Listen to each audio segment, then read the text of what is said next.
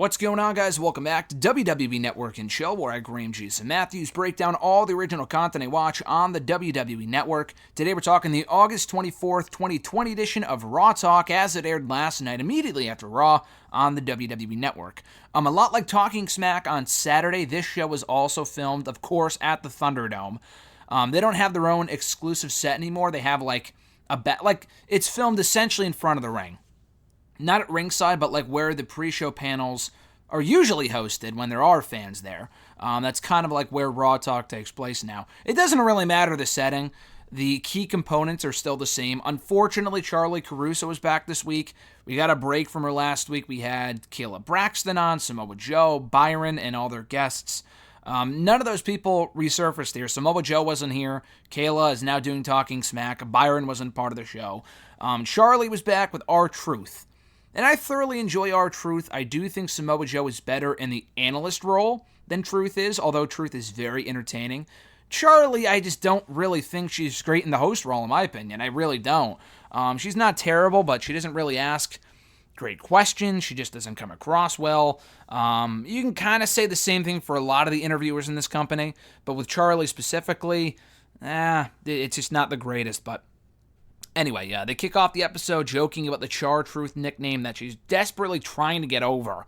Some random fan on Twitter called her and R-Truth Char-Truth, which is a terrible, terrible tag team name, but she's trying to make it a thing, and Truth is just not buying it. And he then says that his body was there, but his mind wasn't a part of that Fatal 4-Way for the 24/7 championship earlier in the evening on Raw, when he wasn't the champion going in, but he also didn't come out with the championship either, losing the match to Akira Tozawa. And I think he was pinned as well. And he was like, oh, my body was there, but my mind wasn't into it, saying that it was his Thunderdome debut, and that was what kind of cost him the victory, despite the fact that was Cedric, Akira, and Shelton's all first time in the Thunderdome as well. So I'm not really sure that's an excuse, but whatever. So they also talk about Retribution real quick, and their ending to Raw when they attacked Rey Mysterio and Dominic, left them laying. And then they bring on Dolph Ziggler. And Dolph is a great guest here on the show. I don't really care about Dolph as a character at this point, but in roles like this, the guy shines. They discuss his jacket, which was funny. And they kind of discuss his quick role on Raw Underground this week. Now, he was advertised as facing Ivar, I think, and that never came to be. He was in the ring with the Viking Raiders, but that was merely to beat up the Hurt Business, which he also gets back to. He said his whole motivation, his whole reason for being in Raw Underground is so he can go back to doing what he used to do. That being a collegiate athlete, amateur wrestler before coming to WWE, having that ability to break someone's arm on a whim if he wanted to. Not sure he's ever done that, but I don't know if Ziggler has legitimate fighting experience, but as far as an amateur wrestling background, he wants to get back to doing that and shooting on people, essentially. He didn't say that here, but that's kind of what he was implying.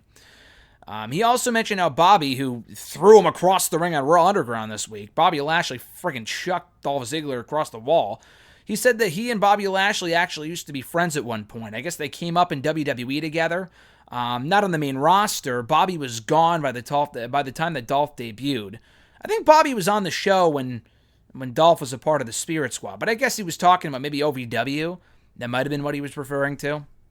Because I don't look at Bobby Lashley and Dolph Ziggler as being friends. I've never seen them interact ever, so I don't know where that came from. But he wanted to choke someone else, so that's why he showed up on Raw Underground, and now he wants to get back to the Hurt Business. So they then welcome on Shayna Baszler, who has become one of my favorite guests here on the show, along with Dolph, specifically for her interaction with R-Truth, and the fact they have this recurring gag now where she and Truth talk about fish and what goes best on fish. They legit spent 2 minutes of this episode going over the fish. She brought her own fish on a paper plate, probably from catering, along with avocado mayo. That sounds absolutely disgusting, but that's what she brought with her. She put it on the fish. She brought hot sauce with her. She put that on the fish. And she encouraged R-Truth to check it out. And he eats the fish. He's like, yeah, it's all right. Because I guess Truth was doubting, and I forgot what exactly this was all about initially, but he was like, oh, I guess that wouldn't go on fish, whatever. He's like, oh, it's tartar sauce. Tartar sauce would be better on fish, blah, blah, blah. So he eats it. He doesn't think it's too bad. Charlie absolutely hates it. She doesn't try it, but merely the smell of it from afar is just, she's not into it. So anyway, they explain, or they attempt to explain anyway, the whole Shayna Baszler, Nia Jax nonsense. So on Raw last night, Nia and Shayna seemingly formed a bond, despite the fact they've been brawling forever. And we see this in WWE a lot, where people will have a feud, and then they form a tag team out of it. The issue is that Nia Jax absolutely sucks. Shayna should be in line for a Raw Women's Championship opportunity. I don't want to see her in the tag team title picture. I don't want to see Nia Jax in the tag team title picture. It's just odd to me when you could very well just put the Riot Squad in that spot. You know what I mean? Like, just put the belts in the Riot Squad as opposed to Nia Jax and Shayna Baszler. That, to me, just makes very little sense. So anyway, she tries to explain it by saying, oh, I just slapped her because I wanted her to know that I'm more dangerous than any official she's going to push around. And she even admits that she doesn't like Nia, but after brawling all over the arena, her and Nia are two people that could just go back and forth forever. Her explanation is, I wanted to see what we could do as a team. And again, that would be fine to an extent, but she literally said on Raw this week, I will form an alliance with you if you just leave me alone. That's one of the dumbest things I have ever heard. What is this, middle school? Like, it's Shayna friggin' Baszler, one of the longest reigning NXT Women's Champions ever. Why is she saying, I'll just do this with you just to get you off my back? Like, wouldn't she just beat the shit out of Nia so she wouldn't have to worry about her anymore? Isn't that what anyone in WWE does? Like, that makes absolutely no sense. She even admits, did I have the tag titles in my sights? No, I didn't, but I feel like if this could elevate me, it's worth my time, is basically what she said here. This was so dumb. You can even see that Shayna was struggling to come up with logic to explain how dumb this whole thing is. It's completely stupid. So, after Shayna leaves, Dolph comes up to R-Truth and says, hey, I think I just saw Akira Tozawa running around with the 24/7 championship. You better go after him. So Truth runs off. Dolph replaces him, and Dolph was great here. So they then welcome on Keith Lee. It's Charlie, Dolph, and Keith Lee at this point. And Dolph was great because he just clearly doesn't care. He goes, I don't even watch wrestling and I'm a fan of yours. That's what he said to Keith Lee, and I popped. I thought that was great. Keith Lee explains why he went after Randy Orton. He's like, why wouldn't I go after a top talent such as Randy Orton? I mean, just take one look at me. I'm a big guy. I have size on my side. Why wouldn't I go after the biggest fish in the pond type of thing, upon my debut? And he says that the pay-per-view on Sunday is appropriately named because come Sunday, he's going to give Randy Orton payback for what he did to Drew McIntyre, who he called a very good friend of his. And I know Drew and Keith are close because they had a lot of matches together on the indie scene. That was never explained. We were just told that they were friends. If you didn't know they had a lot of matches together, and even then, I don't really know why that would make them friends, but if you didn't know that, I'm not really sure why anyone would think that Keith Lee was close with Drew McIntyre. That came completely out of nowhere.